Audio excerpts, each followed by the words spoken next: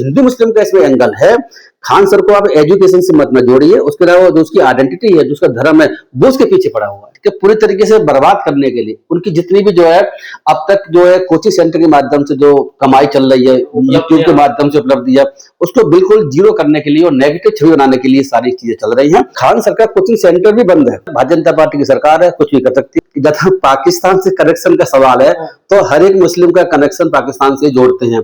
अब तो ऐसी स्थिति हो गई है इंडिया में कि अगर कोई हिंदू भी है और वो भी अगर ऐसी बात करता है जो बीजेपी के अगेंस्ट है, सरकार के खिलाफ है, तो वो उसे भी पाकिस्तानी बता दिया करते हैं।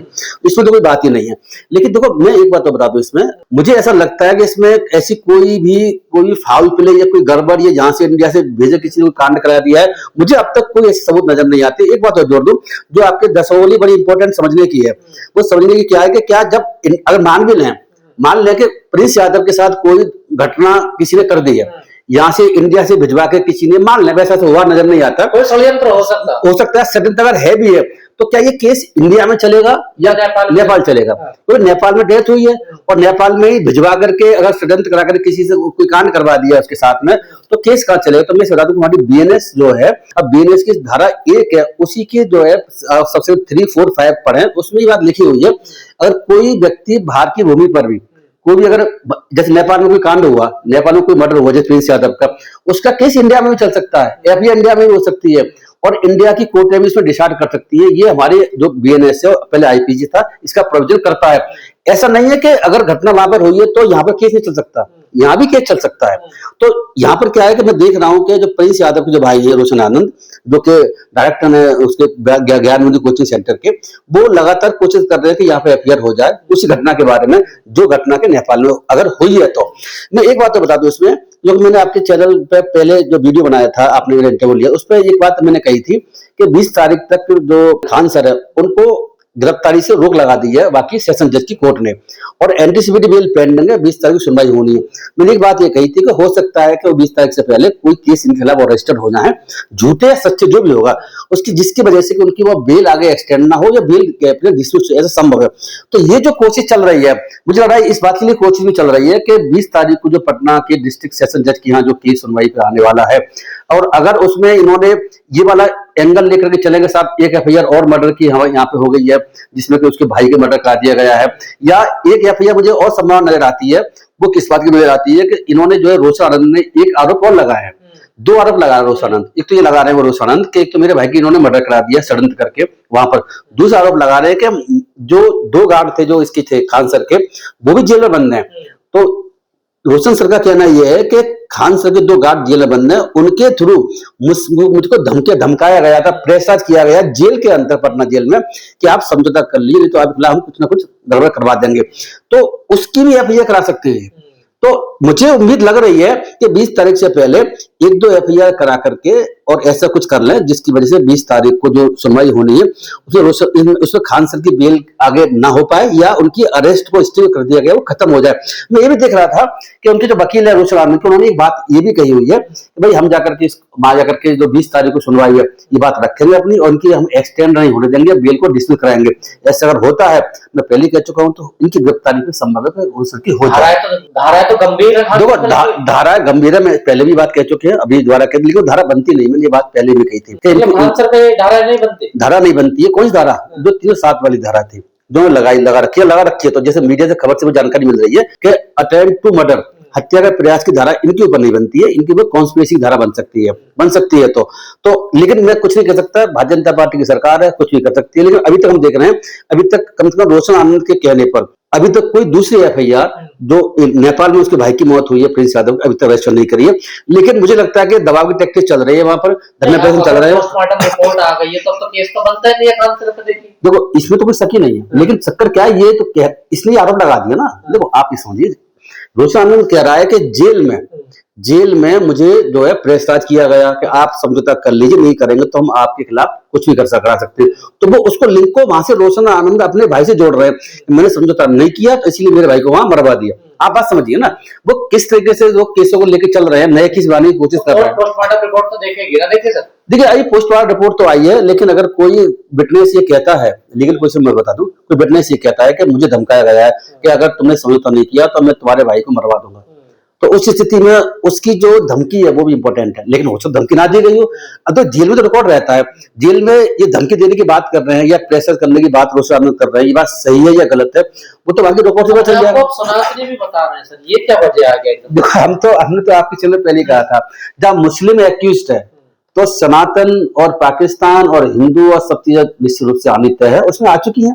ये सनातनी इसीलिए कह रहे हैं जिससे कि सरकार कह रहे हैं ना सनातनी अपना। सर मैंने सुना है कि हम सनातनी हैं, इसके वकील ने भी कहा है, इन्होंने भी कहा है शायद मेरे ख्याल से कि हम सनातनी हैं और सनातनियों के साथ किस तरह देश में चल रहा है। तो देखो खान सर को मुझे लगता है कि पूरी तरीके से बर्बाद करने के लिए उनकी जितनी भी जो है अब तक जो है कोचिंग सेंटर के माध्यम से जो कमाई चल रही है, यूट्यूब के माध्यम से उपलब्धि है, उसको बिल्कुल जीरो करने के लिए और नेगेटिव छवि बनाने के लिए सारी चीजें चल रही हैं, ऐसा मैं कह सकता हूँ। मैं एक बात और पता चलूं कि खान सर का कोचिंग सेंटर भी बंद है। जब से वो विवाद हुआ है, जब से विवाद हुआ तब से बाकी सरकार ने, पुलिस ने कोचिंग सेंटर को बंद कर दिया है और खान सर ने कोचिंग सेंटर को खुलवाने के लिए और अपने खिलाफ जो एफआईआर हुई है जो रोशन आनंद की तरफ से कराई गई है उसको क्वेश कराने के लिए पटना के हाईकोर्ट में केस फाइल कर रखा है, उसमें 1.5-4 हफ्ते बाद लगी हुई है। तो देखिए इसका कोचिंग सेंटर बंद हो चुका है, इनके खिलाफ एफआईआर भी हो चुकी है, गिरफ्तारी से फिलहाल 20 तक रोक है, लेकिन 20 तारीख के बाद गिरफ्तारी की रोक रहेगी या रोक हट जाएगी ये तो वक्त बताएगा, और बेल मिलेगी नहीं मिलेगी इनको वो भी वक्त बताएगा। रोशन आनंद को तो बेल मिल चुकी है, लेकिन इनको एंटीसिपेट बेल मिलेगी नहीं मिलेगी वक्त बताएगा। अगर नहीं मिलती है बेल में बता दूं तो उसमें गिरफ्तारी होने की संभावना मुझे बहुत नजर आती है उस केस में जो खान सर के खिलाफ जो खान सर की गिरफ्तारी हो जाती फिर क्या होगा? देखिए मैं ये कह सकता हूँ मेरे हिसाब से तो कोई ऐसा समर्थन मैं बता रहा हूँ आपको, गुस्से में है। देखो दो तरफ से है, रोशन आनंद के लोग भी, समर्थक भी, स्टूडेंट भी और खुद ये भी पूरी कोशिश कर रहे हैं और दूसरी एफआईआर कराने की कोशिश कर रहे हैं। मुझे लगता है पुलिस ने एफआईआर पटना में नहीं करी तो हो सकता है आज या कल में ये एक एफआईआर कराने के लिए मजिस्ट्रेट के पास केस फाइल करेंगे, ऐसा मुझे लग रहा है। इनकी स्ट्रेटजी नजर आती है रोशन आनंद की मर्डर केस में, नेपाल में जो मर्डर वो तो कह रहे हैं कानून से सड़क तक लड़ेंगे, हम तो सड़क की भी बात कर रहे हैं। देखिए रोशन आनंद देखो कल तो थाने में धरना दिया, थाने में अंदर एंट्री करी है, उनके वकील भी साथ था, मैंने भी देखा हुआ, 3-4 घंटे बैठे रहे। अब सड़क पर करेंगे और सड़क पर कोर्ट में जाएंगे तो हो सकता है कि कोर्ट से कहीं एफआईआर ऑर्डर हो जाए इनके खिलाफ, संभव है, मुझे लगता नहीं कि नहीं संभव है, कुछ भी हो सकता है। मैं एक बात बता दूं कि मेडिकल रिपोर्ट तो वास्तव में जो अभी जो है पॉजिटिव है, नेगेटिव आई है, मतलब कोई भी कांड नहीं हुआ उनके साथ में, लेकिन बिस्रा को प्रेजेंट किया गया नेपाल की सरकार ने, बिस्रा को भेजा गया काठमांडू में, काठमांडू उसके रिपोर्ट आने के बाद में फिर और फाइनल कुछ भी होगा। जहाँ मुस्लिम होता है उसका मामला सिर्फ हिंदू और मुस्लिम से चलता है, शिक्षा से चलता है, आप ये तो समझ लीजिए। या तो भारतीय जनता पार्टी जैसे चाहती है वैसे करे, भारतीय जनता पार्टी गुणगान करे, और गुणगान नहीं करता, उनके खिलाफ प्रोटेस्ट कर रहा है, उनके खिलाफ को आंदोलन कर रहा है, उनके खिलाफ कुछ बात कर रहा है, तो मैं मान नहीं सकता कि सरकार उसको समझ रही है। दोनों तो हो गए ना, रोशन आनंद का एफआईआर हुई, इनकी गिरफ्तारी हुई, वो बात आपकी ठीक है, मैंने बात आपकी मान ली, उसकी गिरफ्तारी हो गई तो उसकी बेल ही मिल गई है। इनकी गिरफ्तारी अगर होगी तो बेल मिलेगी कब ये वक्त बताएगा। क्योंकि देखो मैं इसलिए कह रहा हूँ कि रोशन आनंद के खिलाफ एक ही केस था ये वाला, बाद में फिर क्रॉस केस बन गया, इन्होंने बनवा दिया खान सर के खिलाफ। हो सकता है सच्चा झूठा मुझे नहीं पता, लेकिन मैं ये जरूर कह सकता हूँ, मैं पहले भी कह चुका हूँ, 1-2-3 एफआईआर के खिलाफ, खान के खिलाफ और होने की संभावना है। धमकाया गया, इसकी एफआईआर की वजह होगी जमानत कैंसिल होना सर, जमानत पे मिलने मुश्किल हो जाएगा, तो मुश्किल हो जाएगा। मैं तभी तो कह रहा हूँ, यही कह रहा है, इनका रिकॉर्ड बताइए क्या है। तभी तो मैं कह रहा हूँ कि कोर्ट ने रिपोर्ट मांगी है, इनके खिलाफ और कितने केस चल रहे हैं। तो अब अगर 2-3 एफआईआर और हो जाती है 20 तारीख से पहले, तो जज देखेगा भाई ये तो इसमें तो केस और चल रहे हैं, ऐसे केस को, ऐसे व्यक्ति को जो कि बार बार ऑफेंस कर रहा है, मैं तो एंटीसिपेट बेल नहीं दूंगा, रेगुलर बेल भली मिल जाए, अलग बात है। तो रेगुलर बेल मतलब क्या है, अरेस्ट होने बाद की बेल, तो फिर तो कब मिलेगी तो वो तो कुछ नहीं कह सकते। देखो स्थिति बड़ी गंभीर है। मुझे लगता है कि देखो हम ये नहीं कह रहे कि रोशन आनंद का भाई है उसकी क्या हुआ, देखो हमारे हिसाब से जो सबूत मिलते हैं उसके हिसाब से कोई भी गड़बड़ अभी तक नहीं हुई है, ऐसा नहीं आता। जो साम्राज्य खड़ा करा अपना शिक्षा का, क्या वो ढहने वाला है? आपको लगता है गिरने वाला है? मुझे लगता है कि सरकार पूरी कोशिश कर रही है और ये इनके प्रतिनिधि रोशन आनंद पूरी कोशिश कर रहे हैं, और भारतीय जनता पार्टी की सरकार है, तो ऐसी स्थिति में मुझे लगता है ना कुछ बहाना बना करके, कुछ तो डॉक्यूमेंट की कमी देख करके उनका कोचिंग सेंटर खुलना मुझे मुश्किल नजर आता है। इसीलिए तो उसको पता था, खान साहब के बाद पता थी कि कोचिंग सेंटर हमारा जल्दी खुलने वाला नहीं है, उस स्थिति में इसलिए हाईकोर्ट गया हुआ है। लेकिन मुझे संभावना कम नजर आती है, क्योंकि बाकी मैं जो लोकेशन देख रहा हूँ वो कड़ी कंजेस्टेड गलियां हैं जहाँ कोचिंग सेंटर बने हुए हैं। तो मैं फिर कह सकता हूँ, मैं पहले आपके चैनल पे कह चुका हूँ कि कागज किसी के पास पूरे नहीं होते कभी भी। फायर ब्रिगेड के लाइसेंस, फलाने के लाइसेंस, इसके लाइसेंस वो आपको नहीं मिलेंगे, सरकार भी देगी नहीं, वहां की जो सिचुएशन देंगे, तो इसकी वजह से ये हो सकता है आग लग जाएगी तो बच्चे मर सकते हैं। इसलिए कोचिंग सेंटर तो मुझे लगता है हमेशा के लिए उस इलाके बंद होने वाले हैं। लेकिन अब खान सर कहीं बाहर खोलेंगे क्या करेंगे तो मुझे नहीं, उस जगह का मुझे डाउट है कि खुल पाएगा। पर खान साहब ने कहा है कि अगर मैं जेल में भी चला जाऊंगा तो जेल में भी पढ़ाऊंगा मैं। जेल में कैसे पढ़ाएंगे? जेल के अंदर पढ़ाएंगे, जेल से यूट्यूब से भी पढ़ा पाएंगे। देखो कैदियों को पढ़ाएंगे, देखिए तो कैदियों को पढ़ा सकते हैं, वो तो एक अच्छी बात है, अंदर देखो वो तो एक अलग बात है। लेकिन देखो जेल की अपनी सीमा है, ये बात मैंने उनकी मान ली कि जेल में जाएंगे तो पढ़ा लेंगे लोग, और पहले ही पढ़ाते रहे। इसे ये आपसे दो टीचरों का झगड़ा समझा जाए या इसमें सरकार भी इन्वॉल्व हो रही है सर?